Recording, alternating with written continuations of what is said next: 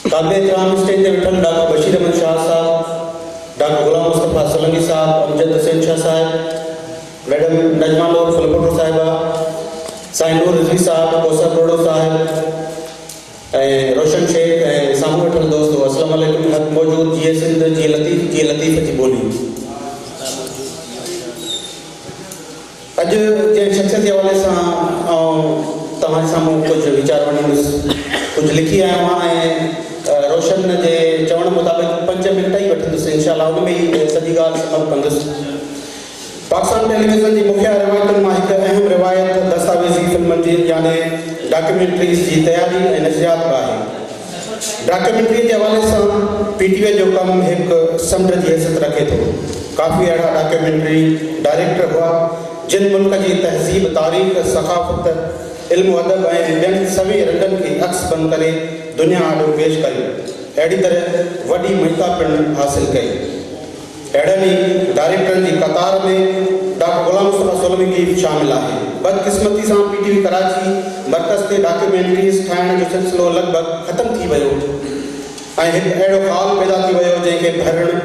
बेहद मुश्किल थिए लॻो। उन ख़ाल खे डॉक्टर गुलाम मुस्तफ़ा सोलंकी वॾी मुहारत ऐं हुनरमंदी सां भरियो ऐं अहिड़ी तरह पाण खे हिकु आला दर्जे जो डॉक्यूमेंट्री डायरेक्टर साबित करे ॾेखारियो। अहिड़ी तरह हिन टेलीविज़न जी अहम पर नज़रअंदाज़ थियल शोबे में ॿीहर जान विधी। हिकु अहम उहो ई सबबु आहे जो हिन वक़्तु डॉक्टर गुलाम मुस्तफ़ा सोलंकी ऐं डॉक्यूमेंट्री हिक ॿिए जी सुञाणप जा 2 पासा आहिनि।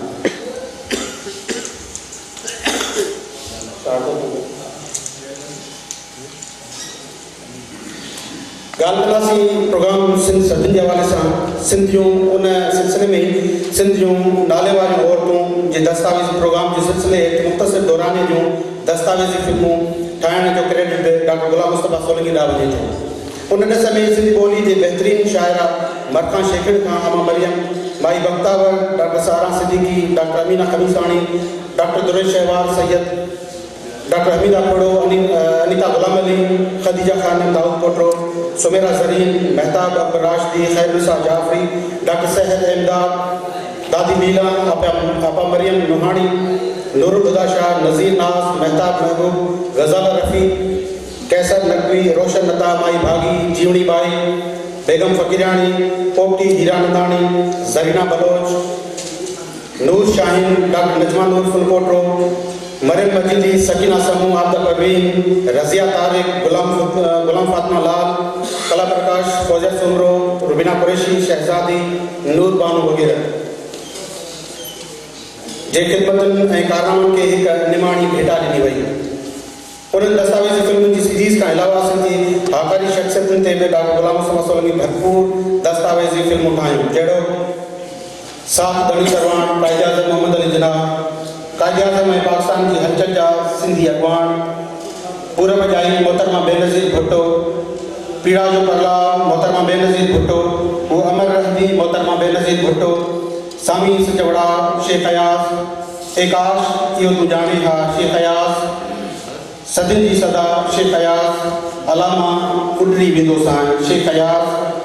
ॾाहप जो सिज मोहतरम मोहम्मद इब्राहिम जोयो, तुंहिंजे नेणनि में जो ॾियारे वियो शमशेरुल हैदरी, दिल्ली जो हुक्मरान शाइर उस्ताद बुखारी, कलम जो कसम डॉक्टर तनवीर अब्बासी, लॻड़ी ॾाढी लार ताजल बेवस, सावण जी ककरी हेगली बरदो सिंधी, ज़ेर ज़बर जो कमाल ॾिठुमि अब्दुल गफ़ार तबस्सुम,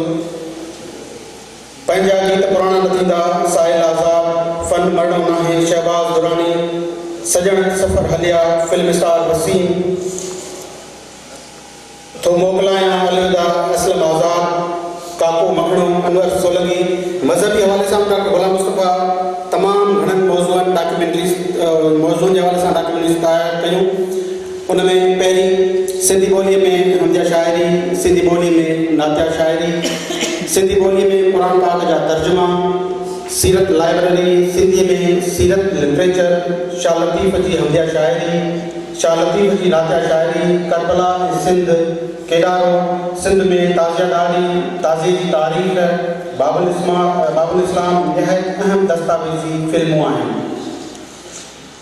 दोस्तों मां ॿुधाइण दौरान त उर्दू जे हवाले सां राही के शहीदूं जे उन्वान सां वॾी महिनत सां 10 दस्तावेज़ी फिल्मूं संदसि कैरियर जो अहम संग मील आहिनि। उन ई साल वक़्त जी सरकार इहो फ़ैसिलो कयो त दुनिया में पाकिस्तान जो नरम इमेज पेश करण लाइ तसव्वुफ़ खे क़दम आंदो वञे ऐं पाकिस्तान जे सूफ़ी बुज़ुर्गनि जे पैगाम में ऐं फ़लसफ़े खे आम कयो वञे। PTV खे चयो वियो त मीडिया फॉर पीस जे नाले सां हिकु रिथा शुरू कई वञे। ईअं कयो वियो ऐं उहो कमु बि डॉक्टर गुलाम मुस्तफ़ा सोलंकी जे पुखे में पियो। अहिड़ी तरह मोहब्बत के दरिया नाले दस्तावेज़ी फिल्म जी हिकु सीरीज़ शुरू कई वई, जंहिं वसीले शाह अब्दुल लतीफ़ बुल्डी वारो शाह करीम बुल्डी वारो शाह अब्दुल लतीफ़ भिटाई सचल सरमस्त बेदिल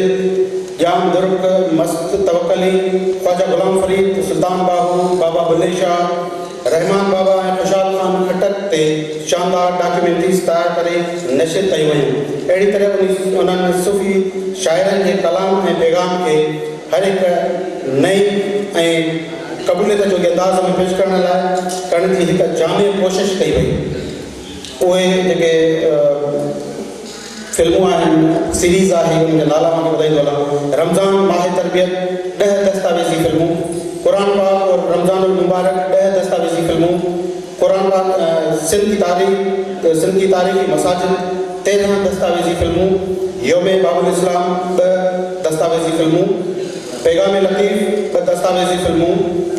नात ख़्वां माजी और हाल के तनाजुर में एक दस्तावेज़ी फिल्म, ताज़िया एक तारीख एक रिवायत 1 दस्तावेज़ी फिल्म, नगमात कायदे आज़म 2 दस्तावेज़ी फिल्म, नगमात योम पाकिस्तान 2 दस्तावेज़ी फिल्मूं, कायदे आज़म तेरा शुक्रिया 2 दस्तावेज़ी फिल्मूं, नगमात आज़ादी 2 दस्तावेज़ी फिल्मूं, कायदे आज़म से मंसूब मुकामात 2 दस्तावेज़ी फिल्मूं, मरजानी जज़ायर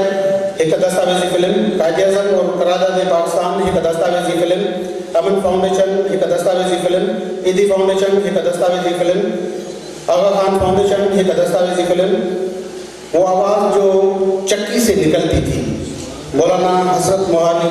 1 दस्तावेज़ी फिल्म,